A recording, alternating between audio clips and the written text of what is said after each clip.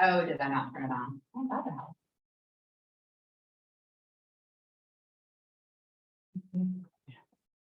Okay, so when I was 6 years old, I was little orphan Annie, at least for a little while.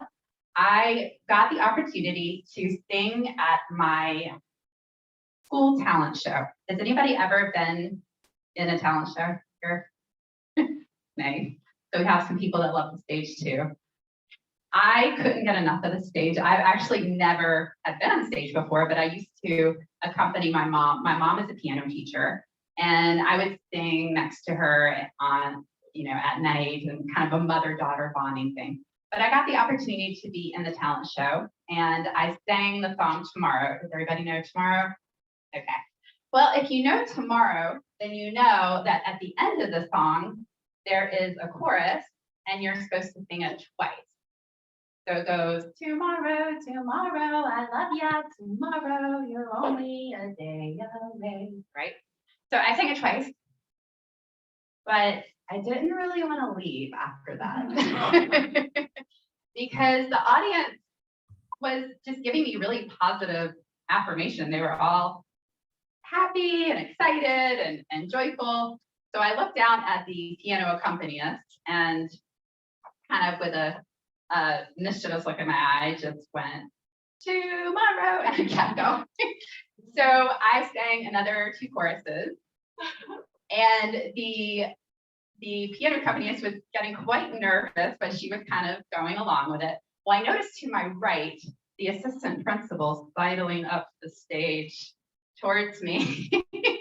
And by the 6th chorus, she managed to wrestle the microphone away from me. That's when I learned how much I love being on stage, and it was a great night for me, for sure. So the next day was even better because everybody came up to me and said, wow, you're a singer, that's awesome. Oh, you've been an Annie? Oh, wow. No, I haven't, but they assumed I had because I had so much confidence up on stage. Do y'all remember when you had so much confidence before middle school? That was what I had. So, it was assumed that I was a singer or that I was, in drama or whatever, but I really wasn't. I just looked like I enjoyed myself. And now that I'm older, the lessons have not changed, except now I really know what I'm talking about and I'm not just faking it. But my singing career is over, sadly, because I'm not very good. But that's okay, because I can still get on stage and I can still inspire audiences, and that is through keynote speaking. And you can too. So the way we do that is through story. And we all have our own story, and we all can inspire in our own way. And keynote speaking is a great way to do that. And it's a great way to connect to people and let people know that you are the expert in your industry or whatever you're passionate about or whatever you do for work. You can get up on stage and really have that influence. So how do we get started? Well, first, the reason we are doing it is to increase our personal brand. So I'm sure you guys have heard this term thrown around, personal branding. You can read the Wikipedia definition here. It's very long and drawn out. Or you can simply believe that personal branding is selling yourself as the product. That's what we're doing. Now, there are a lot of people that do personal branding really well. And the people that do it well, keep in mind 3 things. So first, you're going to niche in a specific topic, category, and market, all 3 if you can. You can't be all things to all people. I've heard I don't remember who it was, say that her goal is to have 50% of the population not like her. I don't know if that's really my goal, but that means that you're niching really well into your industry because you are talking about something that certain people really identify with. So a person that really does this well, and I know you've all heard of her, is Brene Brown. And she was pretty much unheard of before she did her TED Talk on vulnerability and shame. And she's really cornered that niche, that leadership market, with leading with vulnerability. And this was kind of unheard of, at least packaged the way she did in 2012. You know, there was a lot of aggressive leadership for that, and not so great leaders that a lot of you have probably experienced in your own careers. So this was kind of a new big idea that she had, and she's really cornered that market. Another thing that you want to do to be successful with personal branding is to use your natural talent. So some of us are more talented in some areas than others. Really good example of somebody that uses their natural talent is the late and great Betty White. So Miss Betty White, she reinvented herself many times over her career. And what's so interesting about Betty is the more she went through her career, the more famous she became for being herself and for being, you know, somebody that was humorous, kind, humble, just really fun. And she actually made being a senior citizen look super fun, right? And she loved animals. That was her passion, was to help animals. And after her death, the hashtag Betty White Challenge raised over $12.7 million for animal shelters. That was last month, actually.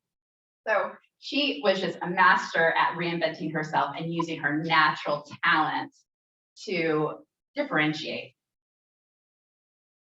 So the third thing that people that do personal branding really well is establish their big idea.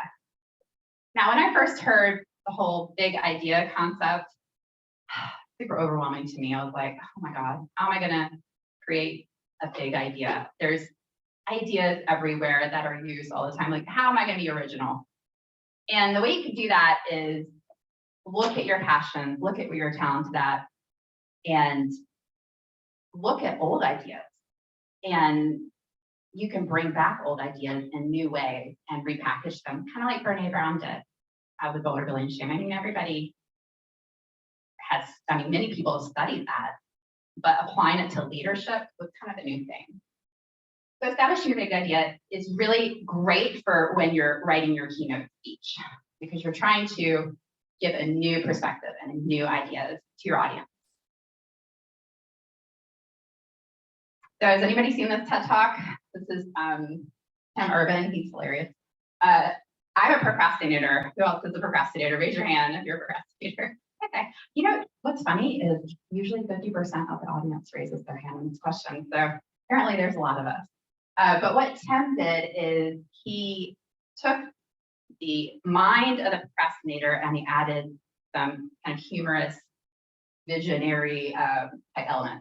So I'm going to play just a minute of this so you guys can see what I'm talking about here.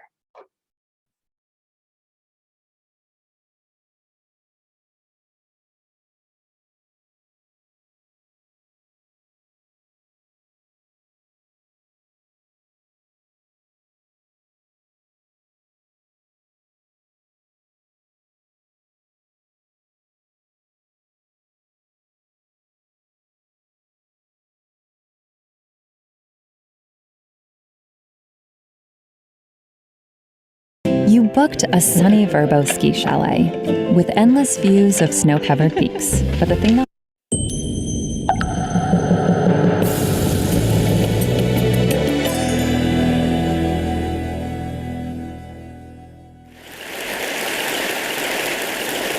So in college, I was a government major, which means I had to write a lot of papers.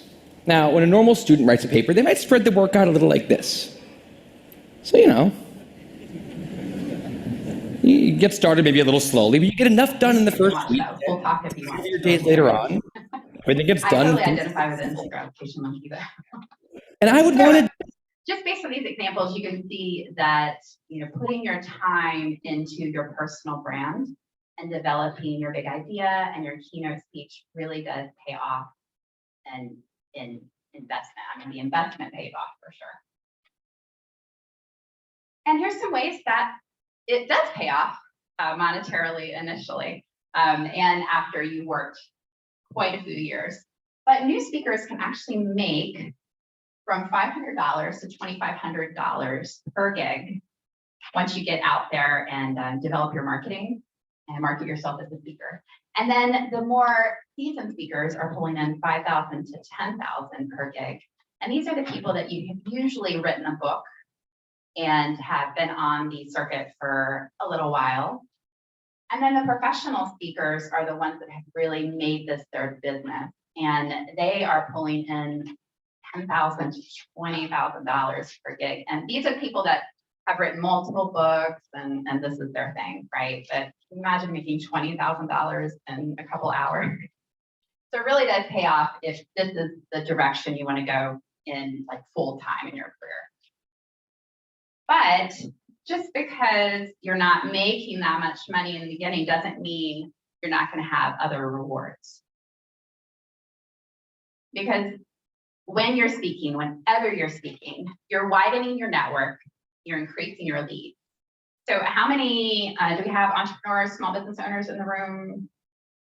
A couple, okay. So when you're speaking and you have your own business, it's great because people are seeing you as the authority. They're like, great, I'm gonna hire her. If you are in your career, instead of maybe increasing your lead, you're gonna increase your authority at work, right? And you're now the expert in what you're speaking about. And what does this lead to? You got the promotions, right? Raises and promotions. And if you're not getting that, go look for another job. And thirdly, I mean, you're going to help people. Your speech will inspire others to take action and to change their lives or improve their marketing in my case, or inspire them to make great changes. So how do you get started? So a lot of you in the room have spoken on stage. That's awesome. A lot of people on Zoom have not. So if you haven't spoken before, or if you haven't spoken in a really long time, here's the secret. You suck at it. I mean, we all do, right? If you don't practice something, you're gonna suck at it. I had another, this is my fourth business. Okay, I'm a serial entrepreneur. I love starting businesses, what I do. But I was a partner at a music and art space in downtown Raleigh called Emerge for a little while. Unfortunately, they closed due to the pandemic, but it was a great space. And I was told on opening night that I would have to give a speech to about 100 people on stage. I was told about 4 hours before the speech. And I hadn't spoken in, I don't know, years. So I got up and gave a speech. I think I went to a Pool's Diner like an hour before and wrote it on a probably a cocktail napkin and went up and gave the speech. And I muddled through it and said, okay, you know, I was actually pretty proud of myself. I thought I did great. And then my marketing manager came up to me and I said, well, how did I do? What do you think? She said, Heather, you said 45 times. So, you know, I hadn't spoken in forever. I didn't have any practice, and that's what happened. So really what you need is just practice and perseverance. The more you practice, the more you keep going, the better your talk will be. The first time I gave this talk to my Toastmasters Club, it was okay. And then I gave it to my kids, and it was better. And then I gave it to the mirror, and it was better. And I just kept giving it, and I gave it to an audience. But it was better. So the more you do it, the better you're going to be. And if you don't know about Toastmasters, I'm going to plug Toastmasters really quick. I'm sure some of you are a member of Toastmasters Club. I see somebody shaking their heads. This is my Toastmasters Club, but there's several in the Triangle area. It's an international club, and they support you and help you with your presentation skills. So it's very formal. They have certain tracks you can take. There's an agenda to every meeting, and the great thing is you get feedback. So, and they're very kind. They're not gonna be mean to you, but they'll tell you what you did well and what you need to work on, or what you can do to challenge yourself. Our Toastmasters Club meets on Zoom or live downtown Raleigh on Tuesday mornings at 7:30. So it's before the workday, it's very early, but I've been known to join in my pajamas from Zoom before. And they have a virtual open house this Friday at noon. So if anybody wants to go to that, this will be on the local resource guide I give at the end of the presentation. So feel free to come as my guest. It's free to come as a guest. And then you can join like 3 different Toastmasters in the area and go to all the meetings and practice all the meetings. Or really, you could just join one and be a guest at other meetings and give your speech and get feedback. It's a very supportive group. Every Toastmasters feels different, so I would recommend you go to a few as a guest and see which one that you really jive with. It's a really great resource. So now that you've gotten some practice, time to write your speech. So it can be overwhelming when you're thinking about what am I going to write about, right? So what I like to, and you'll see this on your worksheet, but what I like to tell people is that you want to write about what you're passionate about, maybe what you do for work, and what your natural talents are. And this goes with anything with personal branding. So if you're not a speaker, and if you're just like, I'm too shy to speak, write a blog. If you're a good writer, if that's your talent, then do that, Yes, question. Yeah, got a question from you. Do you have a specific Toastmasters group that you have attended in life? It's the Cardinal Toastmasters, and the website address was at the top of that last slide, but like I said, it'll be in the local resource guide. But that's the one I was talking about that is in downtown Raleigh on Tuesday morning. But I know every city has at least one, like Cary has one, Apex has one, so there's a lot of them. I like mine because we're a really small group and we're really intimate. There's only like 8 of us, so I don't know. I kind of like that. I'm an introvert, even though I'm speaking, but I like the small group. So, okay. So think about this. What are you passionate about? What do you do for work? And what are you talented at? And we're going to workshop this out a bit. I'm going to show you an example of mine I did for myself. So you can see I have a nice list here, and I've underlined the things that show up in all 3 categories. And I did also highlight the 2 things in passion that I'm really passionate about. Like I really want to talk about that. Content marketing, strategy, and entrepreneurship is what I do for a living. I love it, but I really love empowering women. I'm like a self-help junkie too. Like I'm one of those people that buy the books and only read like 10 pages. So I love, those kind of new concepts. So what you're going to do is what I did here. And I'm going to have you do it on your own first and fill out those blanks under passion, work, and talent.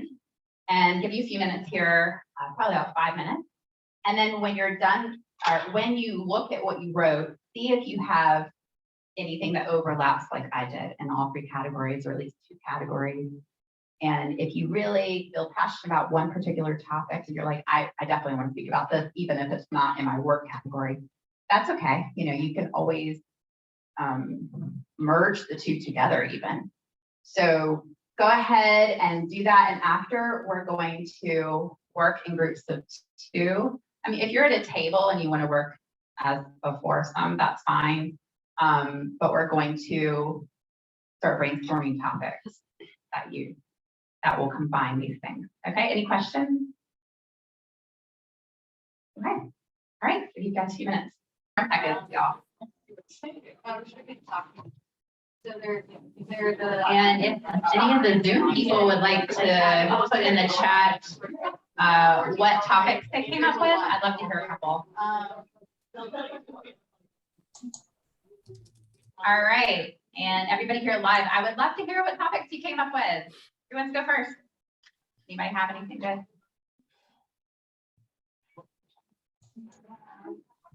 Y'all have anything? Okay, great.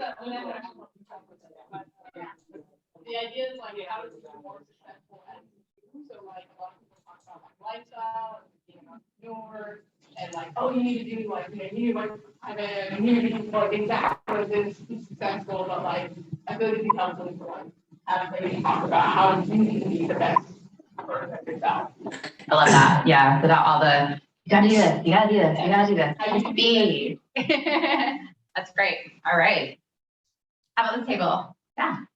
I have one that says how being a pirate informs my budget. I love it. Explain. Oh, okay. So I am both a pirate performer and a financial advisor. So it sort of brings together those two things that I'm super, super passionate about. And like being a pirate, there's all kinds of different things than just the way people manage money versus how I actually get paid as a performer. So it's just a cool combination. I love that. I mean, it's truly differentiating yourself. I mean, everybody will remember that. Oh, it's the pirate. Love it. Y'all have any? Yeah. This side? So, one topic is the art of failure. And that's kind of a cheat code into the content. But essentially, Cool. this idea of art is all about perspective. Like somebody can look at a chair and say it's nothing, something stays. Hey, Cody. Like, if you look at it as it didn't accomplish the goal I wanted to, but you. Hey, come here, quick. That's now I know what other things I shouldn't do to not accomplish what I want. One of the women I just got into a breakout room with for this Zoom. In many cases, goals have made failure a standard or a measurable From thing. home, from Versus Google. being about perspective versus about how you look at it. He does You know, Google Stay marketing. optimistic, but hey, let's Basically, take you this just need approach to see like apply you to are them, failure, just this one method. and they teach you everything they want you to There's do. no success about failure. Yeah, that's great.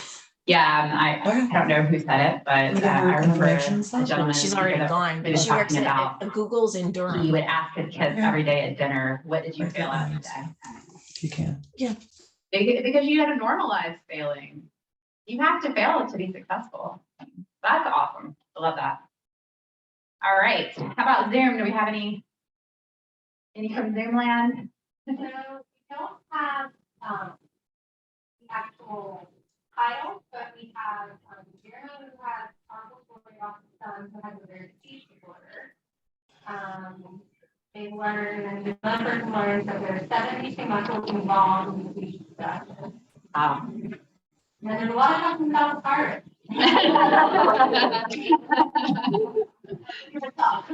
Love it. Okay, great. Yeah, all right. Y'all have your topics, or at least you started, right?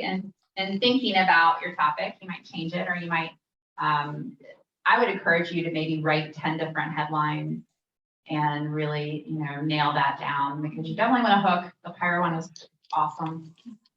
All right. So now that you've got your title, it's time to write your speech.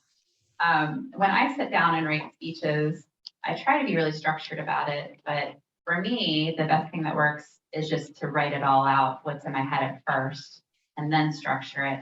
But there are a couple of great workshops that I've been to personally that I can recommend to you if you haven't written your keynote before. Unfortunately, one is just for women. Sorry, guys. But there is this one that I actually just attended. Does anybody know Dr. Snyder? He lives in Wake Forest, and he wrote this book, Paid to Speak. And he also has a workshop that you can take as well. And he has a really great format for writing your keynote, for putting ebbs and flows in it and being entertaining, but also telling stories. And this resource will be in the resource guide I give you at the end. He's awesome. He's also a distinguished Toastmaster. And then we got Jess Ekstrom. Does anyone know Jess Ekstrom? She runs, she runs Headbands for Hope, which they make. So if you buy a headband from them, they'll donate a headband to a child with cancer. So it's a really great organization, and she has a wonderful story. She wrote a book a couple of years ago. It was a bestseller, but she's from Raleigh, and she is at least a national speaker, probably an international speaker at this point. But she created this workshop for women because she noticed that she would go speak at these events and there were no women speaking. She was like the only woman. So she's really trying to encourage women to become keynote speakers. So she created the mic drop workshop, and I really recommend it. And she's got a great speaker group on Facebook too. But she's really, really awesome.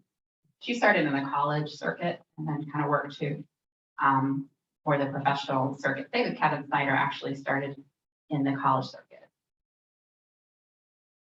So once you have written your keynote speech, it's time to practice, right? So once you have it all written down, do like I did, practice in front of the mirror, video yourself, as you can see kind of where, you know, maybe your body language should be better, or you should not have T-Rex arms like I probably have this whole presentation of it.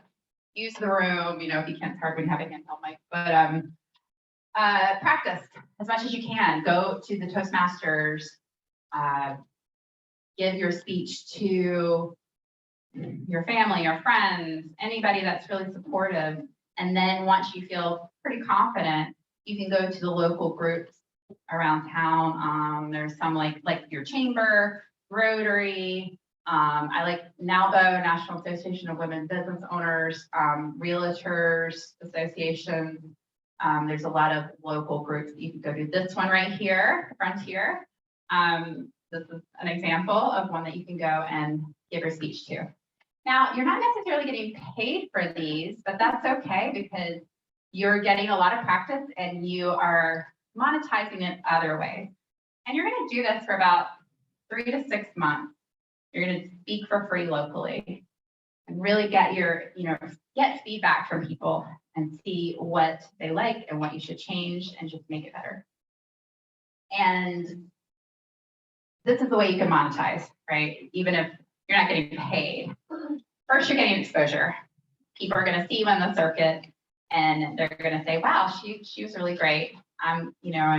Maybe I'll talk to her about my organization, about speaking. You're going to get, if you're an entrepreneur or business owner, you're going to get new clients out of it. You're going to build your contact list, and anybody needs to build their contact list because this is going to be a side business for you, right? So you want to start building your contacts. You're going to get testimonials. So the people that booked you at these events, I would ask for a testimonial, whether it's written or video. Video is great. You can get video testimonials, and you can ask anybody to come up and talk to you after you speak. And if somebody really comes up and says, wow, I really clicked what you said, great, that's great. Hey, do you mind doing a really quick video testimonial for me for my marketing? So getting just a couple people to just say what they learned from you and how well you did. Referrals. So you never know who's in this audience that you're speaking to. There could be somebody that is an event planner or that has a friend that's an event planner, so they could refer you out. Experience. The more experience you have, the more confidence you're going to have, the more you'll feel better about what you're speaking. And the goal is to know your speech forward and backwards and to not depend on slides because technology can stop working. It happens all the time. And you want to do your speech enough time where you're not dependent on your slides. I'm not there yet, by the way. Photos and videos. Okay, really important. As you guys know, so I'm videoing myself back there for my personal marketing because you want to get as much or as many instances of you speaking as possible so that you can put it in your marketing. And you can do this with an iPhone. You don't need a fancy camera. The really more modern iPhones work great, and they have these tripods that are bendy.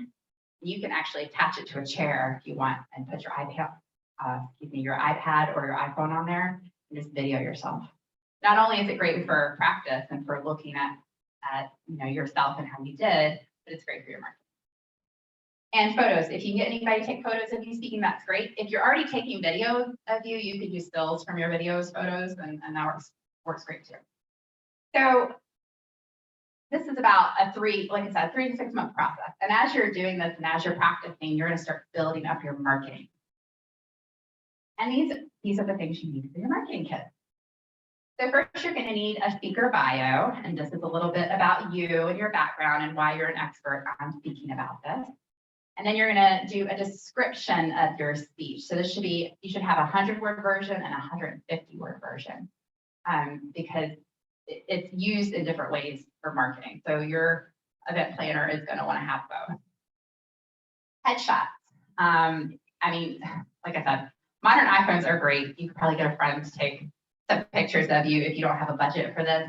But if you do have a budget, I would hire a photographer and take some really corporate like headshots, and then take some more fun lifestyle type ones. Because depending on the event, it could be a more casual kind of feel to the event, or it could be very corporate. You want your event planner to have different types of headshots to choose from. And then you're going to have a website, or if you have already a business website, like if you're a business owner and you just want to throw up a page, or if you already have, like maybe your company has an About Us page and you're already on there, maybe you could link to your speaker page. But you need at least a page talking about your speaking. Audience landing page is just basically the link you're going to give to your audience to download their freebie. And you want to do this because then you can get contact in your contact list. And your speaker reel video is so important to have if you want to get paid. It's what's going to differentiate yourself. Because have y'all ever been to an event and the speaker was supposed to be really good and they were super boring? Yeah, so it happens a lot. It happened to me a couple years ago, and I was just like, oh my gosh. So if you can put your video of yourself speaking, people see how engaging you are, how much energy you bring, then that's why you have to speaker reel. Media kit is kind of like this, or you could just do a one-pager, but this lady has a really great one, and it's just got her topic and about her and her contact information, past clients, testimonials, that kind of thing. Something that they can download as a PDF, and you can just send, here's my media kit. And those are the things you need in order to start speaking paying gigs to be taken seriously, really. So a little bit more about your speaker reel. So my company does speaker reels. We do an event every year, and we'll have one in the summer. So if you're interested, let me know. But we usually take 5 to 8 speakers, and we put on our own event and film you from a couple different camera angles. And then we'll interview you off-site at a location that you're comfortable at. It could be your office, it could be downtown Cary, walking around the main end, it could be wherever. We've been to many locations. And then we'll take some B-roll of you looking fabulous, walking down the street or talking to somebody or doing your thing.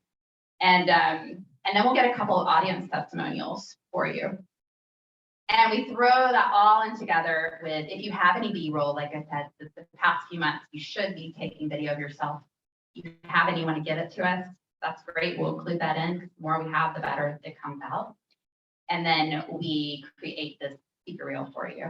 So there's a couple other companies that do it, but I guess what differentiates us is we do the offsite interview and we really get your story. So I don't know, I feel like that makes a more well-rounded speaker reel. So let me show you an example of this, and you'll probably see this classroom in this video. Because Christina, who is a friend of mine, she's awesome. She owns a marketing company, and we did her reel. So I just want to show you guys this reel real quick. Raise your hand if you've ever been unhappy in a job. I know, it seems to be right. After being a social entrepreneur for more than 8 years, during which I worked with more than 30 different organizations, I'm so passionate about harmony and insight systems.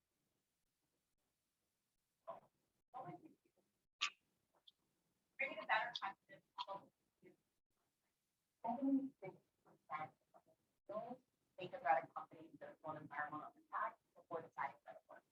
In 2018, I started a project for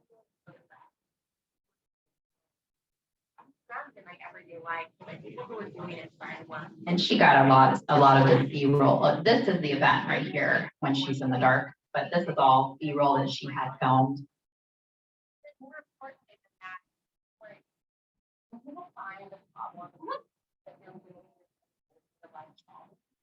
I don't think it's a need to stay after.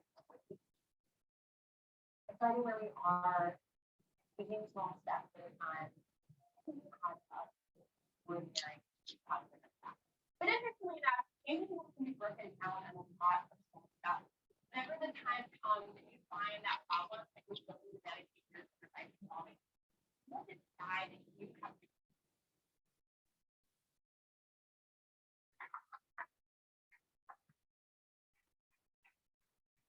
Sorry about the YouTube card that came up.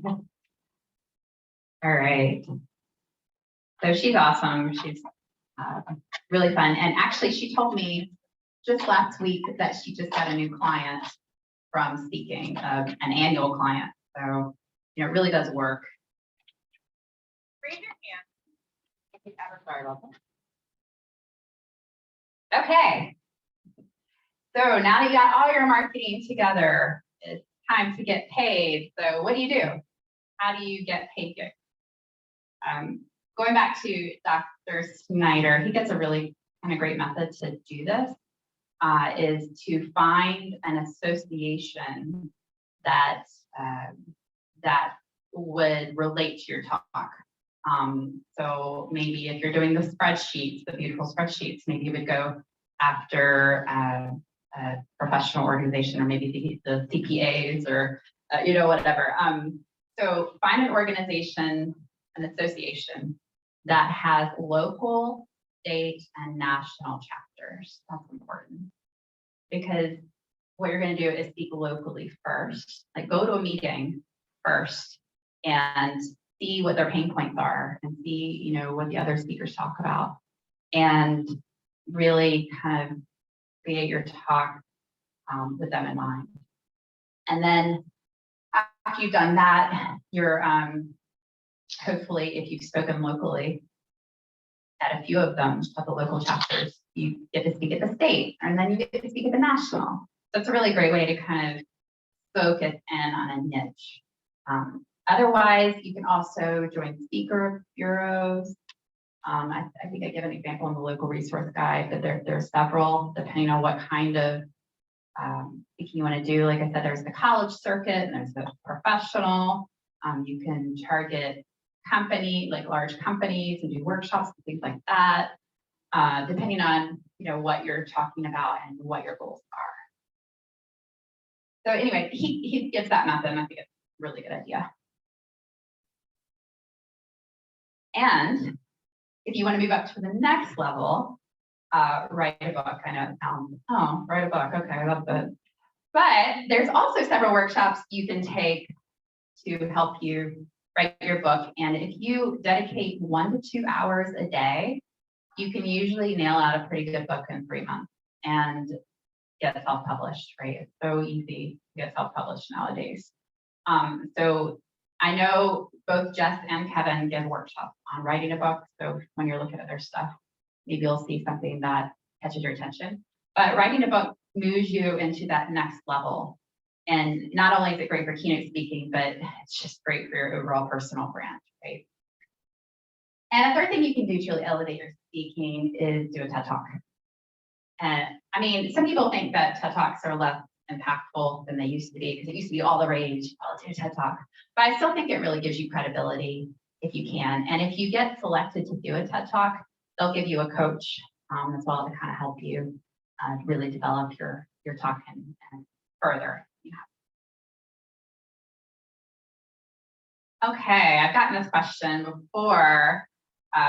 Is speaking at events compatible with COVID? Because COVID really, really did impact the speaking industry a lot. I mean, events were canceled left and right, you know, and as you all know, we've moved to hybrid events more, and or Zoom only events for a while there, of course.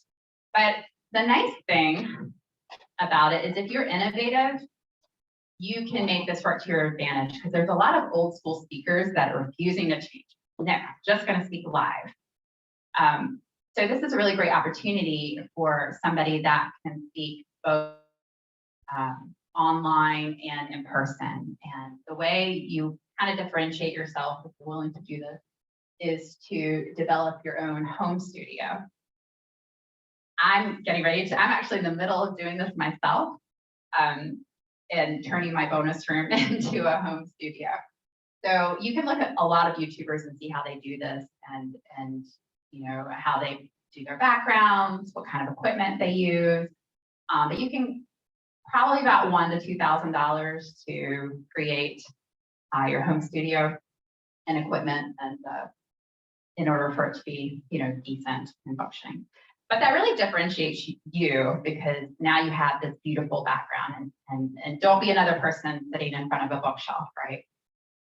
So you're standing, a nice background, the lighting's nice, you got good audio. Those are the three important things. But that really differentiates you and gets you out there more. Oh, and live events are coming back, as you see. So be ready for that, because you know, I think it's really going to start to blow up. I mean, they're already planning live events, but I don't think it's ever going to go back to where it was. I think it's going to be hybrid is going to be a requirement for sure.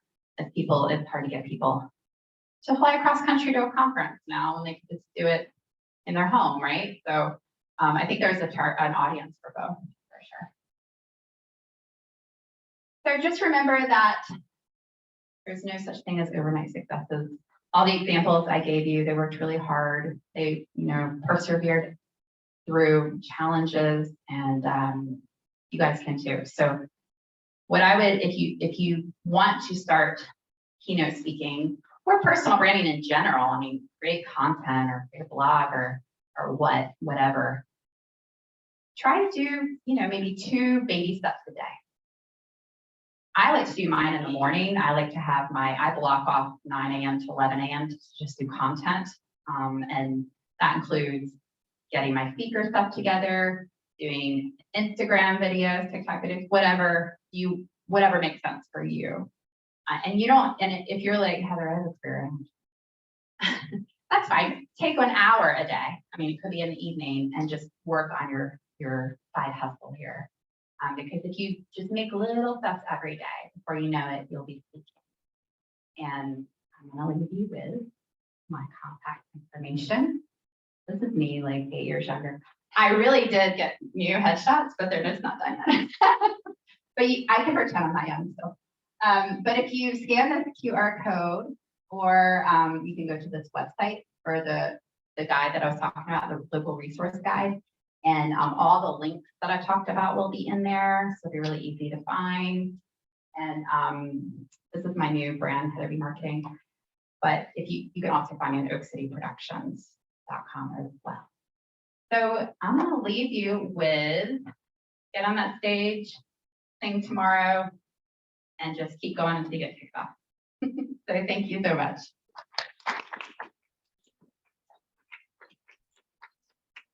Any questions at all? Yeah. How long have you been doing this? You know, I've been speaking probably 2 years. But I mean, COVID hit right when I started. So that was tough. But then I did the virtual stuff for a while. But I still haven't developed my like full keynote that I want to develop. I'm still like kind of going back and forth on that. But I love it. It's really fun. You started with like, Yeah, it's really fun for me. I really enjoy it. Yeah, and it's you know, you got to do what you're passionate about. And like I said, if you're not passionate about speaking and you're doing it just for the money, then you know, don't do it. Like do it because it's fun and because you want to inspire people. Otherwise, write or I keep trying to write a blog, but it's just I can't. Not my passion, right? Any other questions? All right, thanks, guys.